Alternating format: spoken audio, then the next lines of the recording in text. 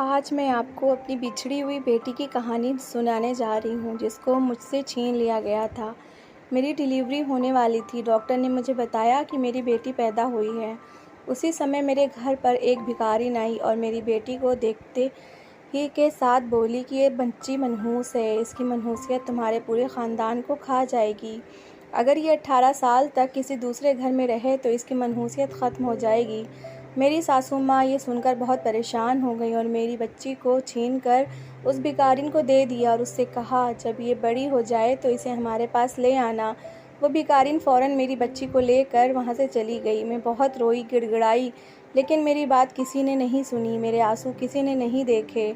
मेरा पति दूसरे मुल्क में रहता था। मेरे पति को मेरी सास ने बताया कि तुम्हारी बच्ची मुर्दा पैदा हुई थी। कई सालों बाद जब मेरा पति घर वापस आया तो उसके साथ दुल्हन के जोड़े में एक लड़की थी, और जब मेरी नज़र दुल्हन के एक निशान पर पड़ी तो मेरी जान तो निकल गई, क्योंकि ये तो वही मेरा नाम मालती है और मैं बचपन से ही मैंने अपने नाम के साथ सुनील का नाम सुना था। यही नाम सुनते सुनते मैं बड़ी हुई थी। मेरी माँ बाप ने बचपन में ही मेरा रिश्ता सुनील के साथ तय कर दिया था। वो मेरे पिताजी के दोस्त का बेटा था।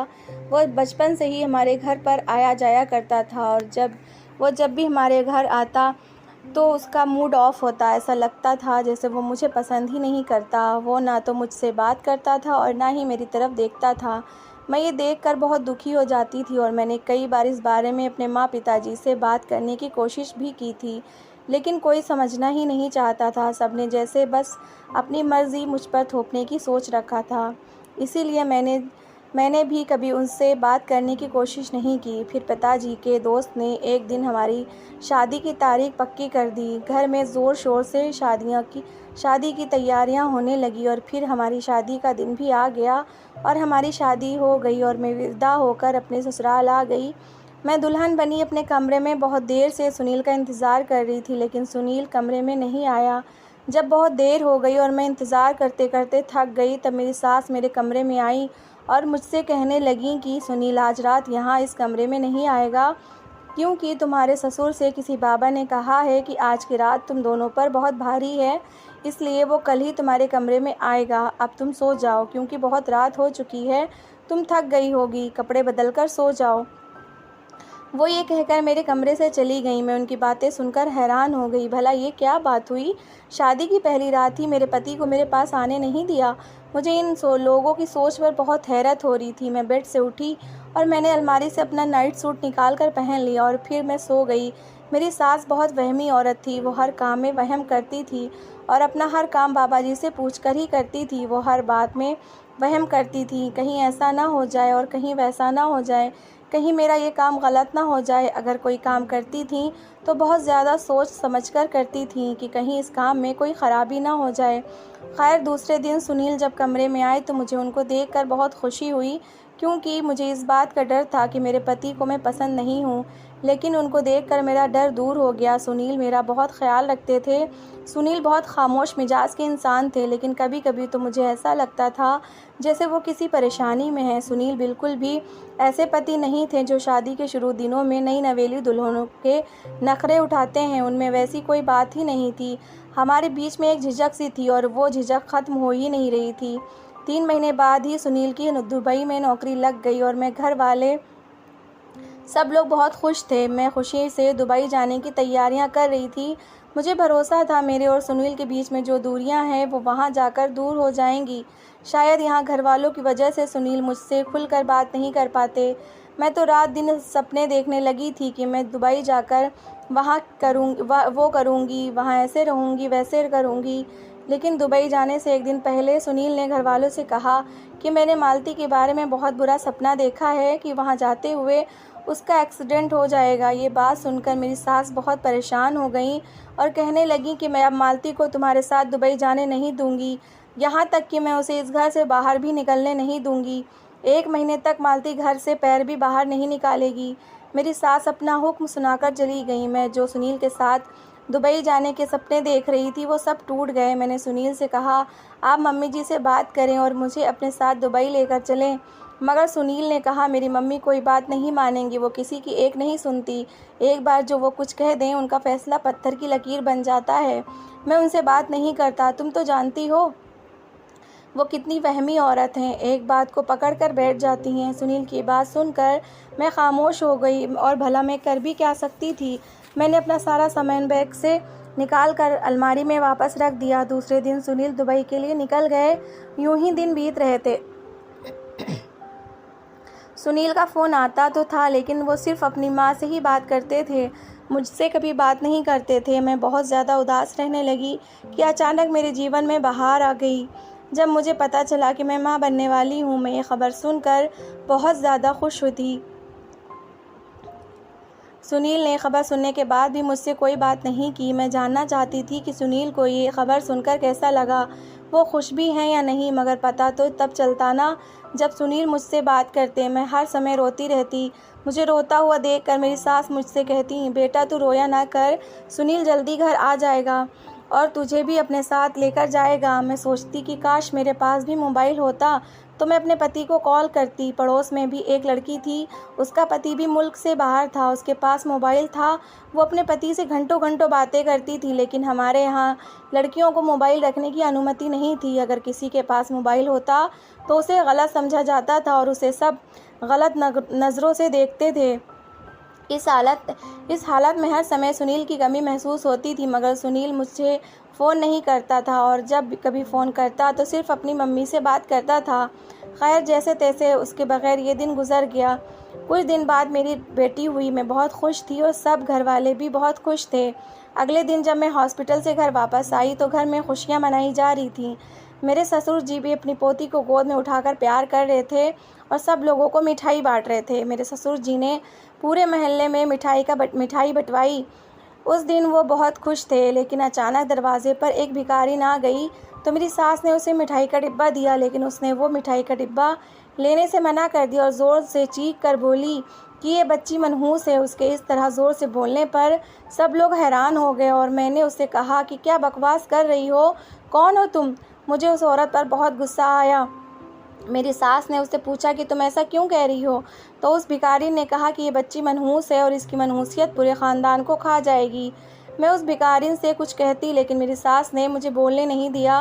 मेरी सास ने कहा, तुम ऐसा कैसे कह सकती हो? तब भिखारिन बोली कि मुझे सब कुछ पता चल गया है, इसलिए तो मैं यहाँ पर आई हूँ। इस बच्ची को 18 साल तक घर से और घर वालों से दूर रखना पड़ेगा, तब जाकर इसकी मनहूसियत दूर होगी। मेरी सास परेशान हो गई। वो पहले से ही वहमी औरत थी और उस भिखारिन की बातें सुनकर उन्होंने मेरी गोद से बच्ची को ले लिया, उस भिखारिन की गोद में दे दिया और उससे कहा कि तुम इस बच्ची को अपने साथ ले जाओ, जब ये बड़ी हो जाए तो इसे वापस कर देना। ये सब सुनकर मेरे सर पर आसमान टूट पड़ा। मैंने उस भिखारिन से अपनी बच्ची को लेना चाहा, लेकिन मेरी सास ने मुझे रोक लिया और मैं रोने लगी, बिलखने लगी। मैंने अपनी सास के सामने हाथ जोड़कर कहा कि मम्मी जी, प्लीज़ मेरी बेटी को मुझे वापस कर दें, मेरी गोद ना उजाड़ें। लेकिन मेरी सास ने मेरी कोई बात नहीं मानी और फिर उस भिखारिन को जाने के लिए कहा। भिखारिन मेरी बच्ची को लेकर वहाँ से चली गई और मैं रोती रही। सास ने सुनील को फ़ोन करके बताया कि तुम्हारे यहाँ पर मरी हुई बच्ची पैदा हुई थी। मैं हर समय अपनी बच्ची को याद करके रोती रहती थी और उस भिखारिन को कोसती रहती थी कि ना जाने वो कहाँ से आ गई थी। मैंने अपनी बच्ची को जी भर कर देखा तक नहीं था। उसके पैर के 2 जुड़ी हुई उंगलियां याद रह गई थीं, जिनमें काले रंग का निशान था। बच्ची की मौत का सुनकर भी सुनील वापस नहीं आया और ना ही उसने मुझसे फ़ोन पर बात की। मैंने अपनी सास से पूछा कि मम्मी जी, सुनील कब तक वापस आएंगे? तो वो मुझसे कहती वो कुछ ही दिनों में वापस आ जाएगा और मैं अपने पति का इंतज़ार करती रहती। शायद मेरी किस्मत में अपने पति का इंतज़ार ही लिखा था, लेकिन सुनील को तो वापस आना ही नहीं था। उसके इंतज़ार में मैंने सालों गुजार दिए और शायद अब तो मैं सुनील को भूल चुकी थी। बस मुझे मेरी बच्ची याद थी। मैं उसको याद करके रोती रहती, यहाँ तक कि रोते रोते मेरी आंखें भी कमज़ोर हो चुकी थीं। मैं हर वक्त बस यही दुआ करती रहती कि कहीं से वो भिखारी ना जाए और मेरी बच्ची को वापस ले आए।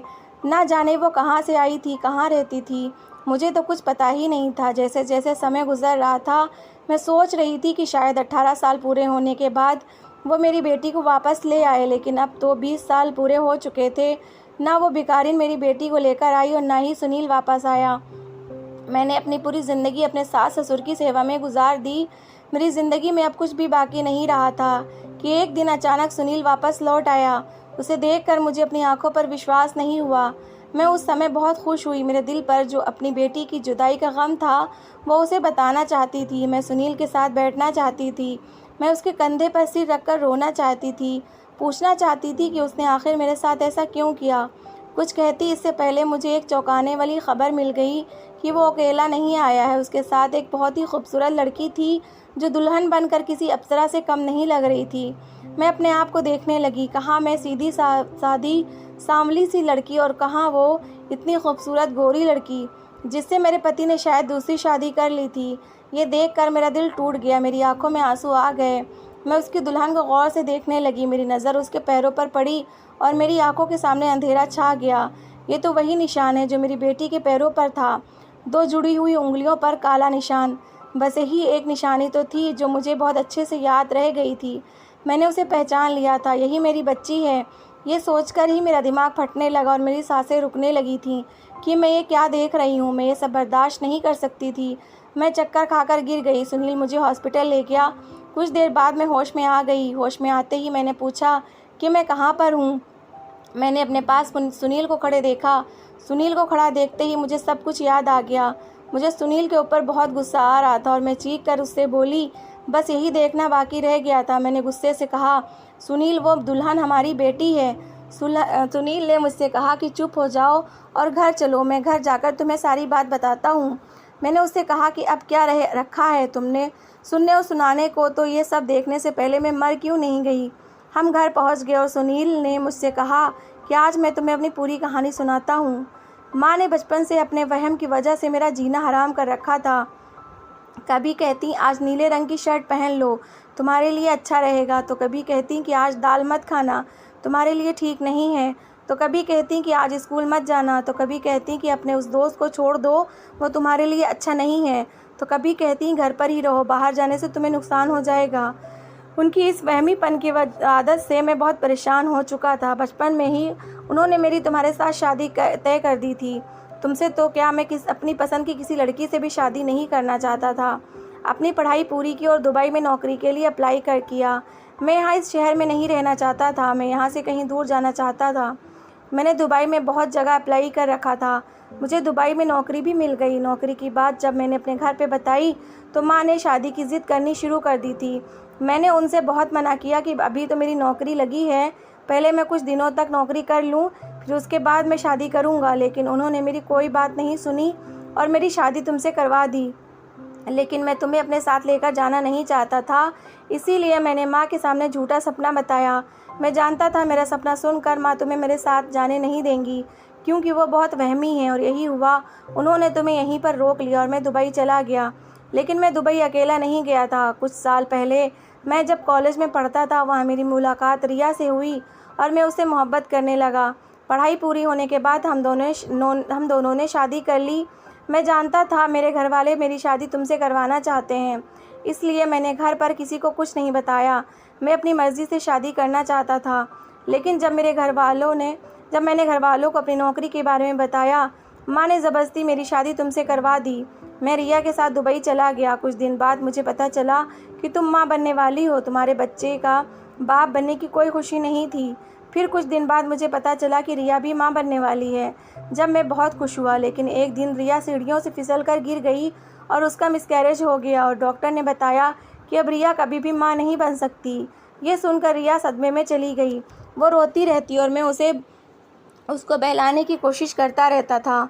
मुझसे उसकी ऐसी हालत देखी नहीं जा रही थी, इसीलिए मैंने उससे वादा किया कि मैं अपनी पहली बीवी का बच्चा तुम्हें दे दूँगा। जब तुम्हें 9वां महीना लगा तो हम दोनों इसी शहर में वापस आ गए और मैं तुम्हारी पल पल की खबर रखता था। जैसे ही तुम्हारे बच्चा हुआ और तुम हॉस्पिटल से घर वापस आई, मैंने एक औरत को पैसे दिए और माँ के पास भेज दिया। वो भिखारिन के भेष में आई। उसने वही सब कुछ कहा जो मैंने उससे कहने के लिए कहा था। माँ ने उसकी बात सुनते ही फ़ौरन बच्ची को तुम्हारी गोद से लेकर उसे दे दिया। हम घर से थोड़ी दूर पर ही उसका इंतज़ार कर रहे थे। जैसे ही वो बच्ची को लेकर बाहर आई, मैंने उसकी गोद से बच्ची को लेकर रिया की गोद में दे दिया। हम बच्ची को लेकर दुबई वापस आ गए। मैंने और रिया ने उसे बहुत प्यार से पाला, उसका बहुत ख्याल रखा। उसे कॉलेज में एक लड़के से मोहब्बत हो गई और हमें भी वो लड़का पसंद था। हमने उसकी शादी तय कर दी। हम उसकी शादी करने के लिए इंडिया वापस आए।